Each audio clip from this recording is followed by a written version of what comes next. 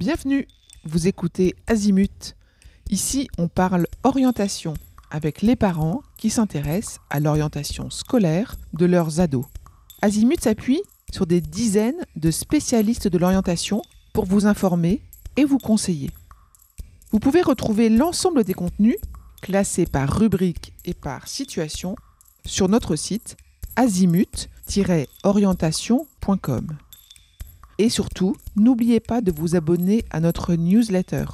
Vous recevrez ainsi les informations de mise à jour et de l'actualité de l'orientation.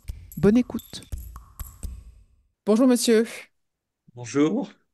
je suis ravie de pouvoir vous accueillir dans ce podcast de Azimut Parlons Orientation parce que l'arrivée sur le terrain du site Parcours Privé commence à faire parler de lui. Et j'aurais aimé pouvoir apporter encore plus d'informations aux auditeurs de Azimut Parlons Orientation. Vous avez contribué à ce projet, à sa conception, donc je vais peut-être vous demander de vous présenter, et puis ensuite on plongera dans le sujet de parcours privé. Avec grand plaisir. Le plaisir est donc partagé, bien sûr. Donc, je m'appelle Arnaud Leblanc et je dirige le pôle orientation d'un groupe de formation dans le domaine du supérieur, le groupe IGS. Et effectivement, j'ai été sollicité par la Fédération nationale de l'enseignement privé, la FNEP, pour ne pas la citer, pour effectivement travailler sur ce sujet ô combien important dans le domaine de l'orientation, qui est cette nouvelle plateforme qui est sortie donc début décembre, Parcours privé. Très bien. On va peut-être aborder la FNEP, la Fédération nationale de l'enseignement privé. Qu'est-ce que ça représente? Quelle est sa fonction? Est-ce que vous pouvez nous en dire quelques mots? Oui, alors c'est une fédération effectivement qui est une organisation représentative de l'ensemble des établissements de l'enseignement privé indépendant que certains parents connaissent sous le nom de hors contrat. Donc des formations qui vont de la maternelle jusqu'au supérieur. La grande majorité étant bien évidemment dans le domaine du supérieur, mais ça représente, si vous voulez, si on parle un peu chiffres, 5000 établissements d'enseignement privé en France, indépendants, et à peu près 1 million d'élèves, étudiants et apprentis. Voilà, et je crois que de mémoire, ça doit être sur 75% de ses effectifs dans le domaine du supérieur. D'où la création de cette fameuse plateforme. D'accord, donc cette plateforme, en fait, elle est intervenue pour donner plus de renseignements, pour fournir des renseignements, pour donner de la visibilité à l'ensemble de ces formations supérieures qui existent, mais qui ne sont pas pour toutes, et ça, faut peut-être le préciser, sur Parcoursup. Oui, c'est effectivement une bonne remarque. Le constat, en fait, qui avait été fait par l'ensemble des établissements supérieurs et membres de la FNEP, c'était ce manque de visibilité de l'offre de formation de l'enseignement supérieur privé et, je dirais, l'absence d'outils performants qui permettent aux familles d'avoir un accès à l'intégralité de l'offre de cette formation. Et comme vous l'avez bien précisé, nombreuses formations référencées sur parcours privé ne le sont pas sur Parcoursup parce que pour rappeler, effectivement, Parcoursup, c'est un portail de l'éducation nationale qui offre une visibilité pour l'inscription sur un certain nombre de formations, mais de l'enseignement public, alors que le domaine des enseignements privés ne l'est pas. Donc voilà, donc on est sur un dispositif un peu différent, et parce qu'ils sont sous l'égide de ministères un peu aussi différents, on en parlera après sur les titres ou les diplômes délivrés par ces formations. C'est un peu ce qui fait aussi la différence. Je crois qu'il faut aussi préciser que Parcours Privé, le site Parcours Privé auquel on peut accéder, c'est parcoursprivé.fr, n'est pas le concurrent de Parcoursup, n'est pas le contraire de Parcoursup. C'est un site d'information, ce n'est pas un site d'inscription, ce n'est pas un site de préinscription non plus, c'est un site d'information sur lequel figure l'ensemble des formations qui sont référencées. Est-ce que c'est la totalité des formations privées ou hors contrat? C'est l'objectif en tout cas, parce qu'aujourd'hui, comme la plateforme débute, on peut dire qu'elle recense un peu plus de 3000 formations, mais il n'y a pas encore toutes, mais la grande majorité y est. Et puis je pense que d'autres organisations vont nous rejoindre fort de ça. C'est effectivement, comme vous l'avez souligné très justement, non pas une plateforme d'inscription comme les Parcoursup, mais effectivement une plateforme, je dirais, d'information, d'orientation ou de préorientation, et surtout de mise en relation entre les jeunes, leurs familles et ces institutions. Elle est aussi, contrairement à Parcoursup, ouverte en continu toute l'année et accessible pour tout type de niveau. C'est-à-dire qu'un jeune veuille rentrer directement après le bac dans une formation ou après un bac plus 2, bac plus 3, c'est un portail en fait qui fait office d'entrée dans le supérieur, mais à tout niveau. D'accord. et vraiment en continu. Donc c'est assez aussi comme on ne peut pas opposer, c'est pas des plateformes qui sont opposables, elles sont différentes, elles offrent des choses différentes, elles ont des processus et des modalités différentes, mais voilà. Mais il y avait vraiment besoin d'apporter cet outil aux familles parce que c'est vrai que se pencher sur la question de l'orientation uniquement quand on est en terminale, c'est un peu tardif et c'est compliqué et anxiogène pour les familles.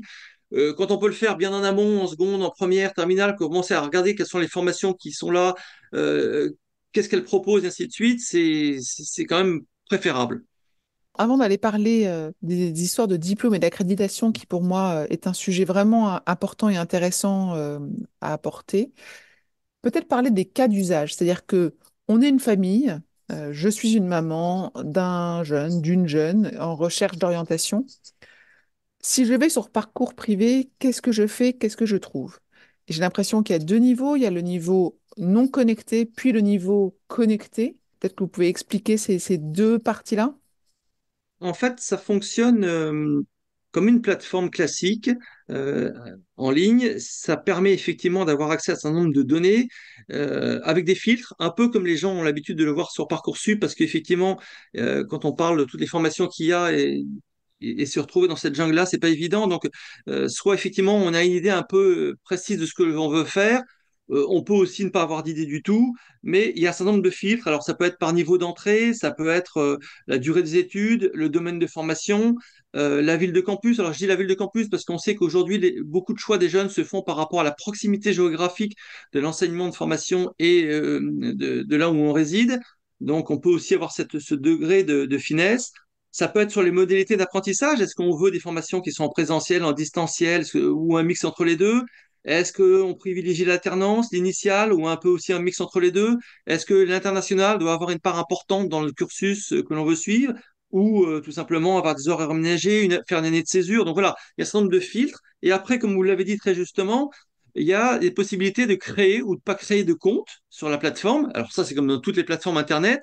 L'intérêt que l'on a vu, c'est qu'on pouvait proposer aux jeunes de créer un compte à l'origine, mais c'est pas obligatoire effectivement pour aller naviguer sur le site et effectivement l'utiliser, mais ça permet lorsqu'on identifie par exemple des formations qui nous intéressent de mettre des favoris, ce qui évite d'avoir à refaire ses recherches, à revenir. Comme ça, on a enregistré déjà les formations pour lesquelles on a trouvé un intérêt, et ça permet aussi pour le jeune qui veut créer un lien avec un établissement qui l'intéresse, que l'établissement puisse avoir ses coordonnées, alors au moins en tout cas le mail et le téléphone pour qu'il puisse avoir une interaction, lui envoyer des informations sur ce qui semble avoir été intéressant pour lui.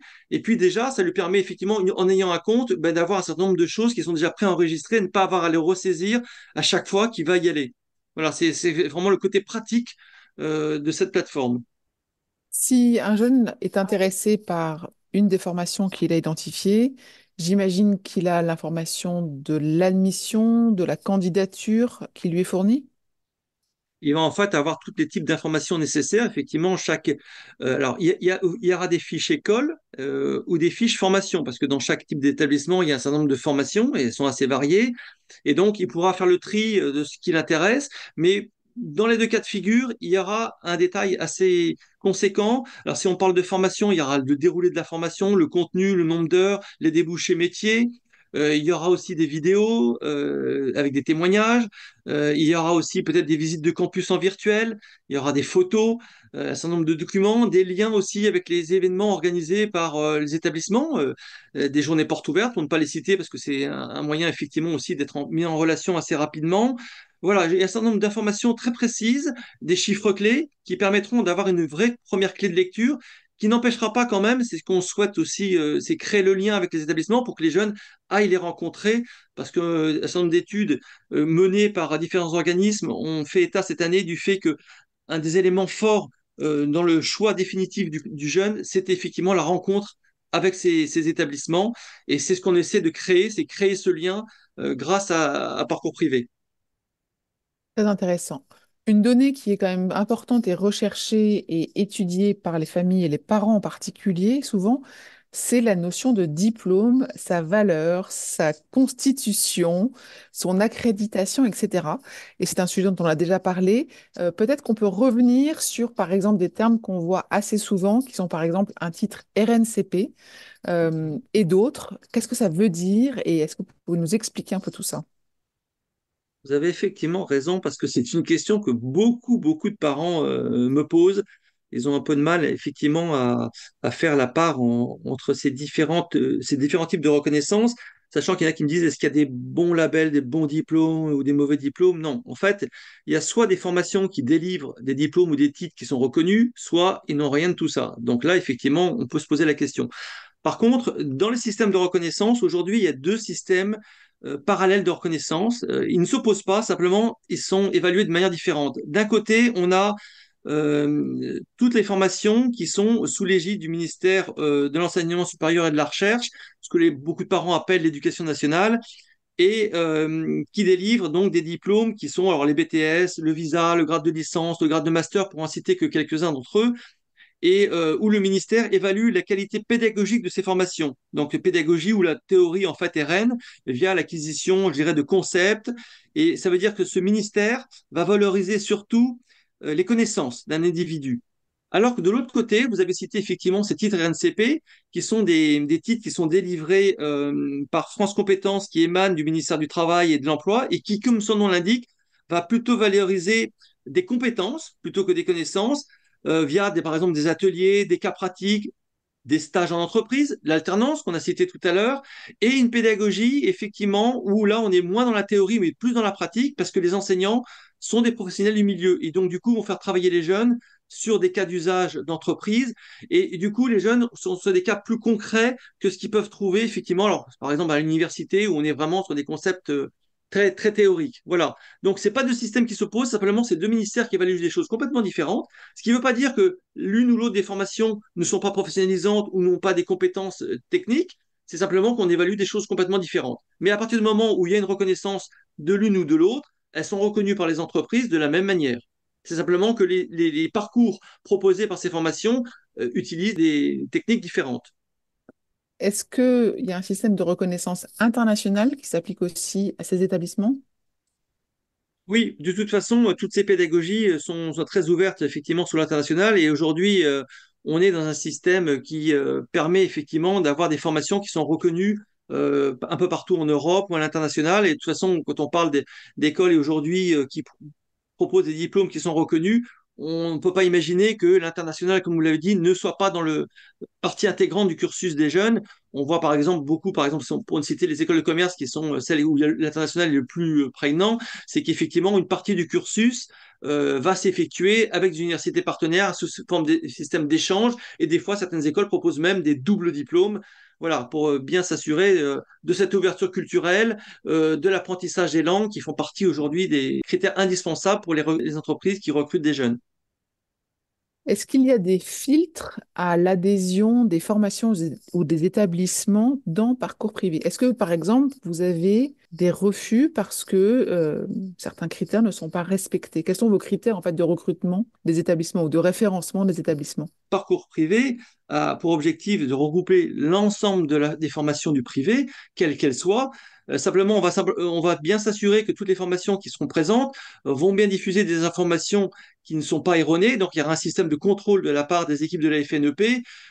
Par exemple, ces formations qui vont mettre en avant un certain nombre de critères de reconnaissance des diplômes, et ainsi de suite, on va s'assurer effectivement de la véracité, sous peine sinon de les exclure si on voit qu'il y a des informations qui sont erronées ou trompeuse, bien évidemment, comme Parcoursup le fait pour les formations du public, bien évidemment. C'est indispensable. Une question de transparence et d'équité, voilà. Ça, vous avez raison de le préciser, absolument. Est-ce qu'on peut retrouver des formations ou des établissements sur parcours privé qui sont également sur Parcoursup? Tout à l'heure, j'évoquais effectivement que Parcoursup est une plateforme dédiée à l'éducation nationale et il se trouve quelques cas de figure qui font exception, c'est qu'effectivement, on peut retrouver des formations. Alors, on va citer par exemple les écoles de commerce, les écoles d'ingénieurs et les formations qui sont dites en apprentissage, donc l'alternance, mais sous contrat d'apprentissage et pas sous contrat de professionnalisation. Alors pourquoi ce distinguo? C'est parce que les écoles de commerce et les écoles d'ingénieurs qui étaient très nombreuses à un moment donné, elles le sont toujours. Je crois qu'on parle de plus de 200 écoles de commerce, plus de 200 écoles d'ingénieurs. Donc l'éducation nationale a proposé de mettre un cadre à tout ça pour pas que ça se développe trop. Et du coup, on proposait de délivrer à ces écoles des diplômes qui seraient, bien qu'étant dans le domaine du privé, des diplômes délivrés par le ministère de l'Enseignement supérieur et de la Recherche sous réserve effectivement que ces écoles se conforment à un certain nombre de règles et de processus dans la pédagogie qu'elles enseignent. Et effectivement, donc, ces écoles de commerce ou d'ingénieurs, par exemple, vont délivrer le grade de master, le grade de licence. Et du coup, comme c'est sous l'égide de ce ministère-là, elles figurent quand même sur Parcoursup. Alors, justement, pour éviter la confusion, on a bien mis des filtres aussi sur Parcours privé qui permet à ces établissements d'enseignement privé, qui sont aussi sur Parcoursup, pour les familles qui disent ben, j'ai déjà fait des vœux sur Parcoursup. Maintenant, je veux voir ce qu'il y a sur parcours privé, de mettre le filtre, je cherche des formations qui sont que sur parcours privé et pas sur Parcoursup, d'arriver directement à ce filtre-là pour faciliter effectivement leur navigation et leur recherche au moment opportun en terminale. Mais vous avez raison, il y en a quelques-unes qui sont dessus. Est-ce que vous avez des évolutions déjà prévues, sachant que ça vient de sortir, donc il y a déjà beaucoup d'informations et beaucoup de fonctionnalités à découvrir pour l'ensemble des familles, mais est-ce que vous savez d'ores et déjà que d'ici quelques mois, il y a des nouvelles fonctionnalités qui vont arriver? Alors, on la fera évoluer aussi au fur et à mesure et au gré des demandes, soit des utilisateurs, soit des établissements qui sont dessus. Alors, sur les utilisateurs et les établissements, on avait déjà essayé de faire le tour de la question avant de lancer la plateforme, aussi un peu inspiré aussi de ce qui existe déjà, aussi bien sur Parcoursup que sur les autres plateformes dites d'information et de préorientation, pour s'assurer d'avoir quand même un certain nombre de fonctionnalités. Il faut préciser qu'en tout cas, qu'elle a été pensée intelligemment pour les utilisateurs déjà en développement sur mobile et ensuite sur PC, donc on sait l'utilisation classique des jeunes aujourd'hui. Elle se veut ergonomique, pratique, voilà. Et du coup, on a essayé de penser un maximum de choses. Évidemment, on la fera évoluer si on voit qu'il y a des manquements, mais aujourd'hui, elle a déjà beaucoup de fonctionnalités et devrait déjà ravir la plupart des utilisateurs. Ça Alors, on me n'est pas semble. à l'abri, évidemment, qu'il y ait des dysfonctionnements techniques comme toutes les plateformes d'Internet, mais on a essayé de penser, en tout cas, à ce qu'elles soient opérationnelles dès aujourd'hui. On ne peut pas demander plus que plus, en tous les cas. Merci beaucoup pour tous ces renseignements. Est-ce qu'il y a un sujet que j'ai complètement oublié d'aborder qui serait important selon vous? Non, je pense que vous avez en tout cas bien cerné effectivement l'utilité et l'intérêt de ce nouveau portail dans l'offre d'accompagnement des familles, parce qu'on sait que c'est un sujet de prédilection. On parle quand même tous les ans, c'est éloquent. Alors, c'est pas des chiffres que j'ai inventés parce qu'ils proviennent d'études, alors soit du ministère, soit d'organisations spécifiques sur les études, qui font ressortir que tous les ans, on a quand même 180 000 jeunes qui sont en situation de réorientation ou de reprise d'études. Donc, c'est un peu inquiétant quand même de se dire que beaucoup de jeunes n'ont pas trouvé la formation adéquate au départ. On en a 50% qui disent qu'ils n'ont pas été suffisamment bien accompagnés dans leur orientation et c'est souvent du fait que ils s'y prennent un peu tardivement parce que 40% d'entre eux disent qu'ils ne le font qu'au moment de la terminale, alors, une année qui est effectivement très charnière. 20% des jeunes disent aussi que ils n'ont pas eu le choix dans l'orientation. Alors ça, des fois, c'est un peu les parents qui ils leur disent, il faut que tu fasses ceci ou cela, sans avoir pris le temps effectivement de penser si la formation va bien correspondre au profil de personnalité, aux aspirations du jeune.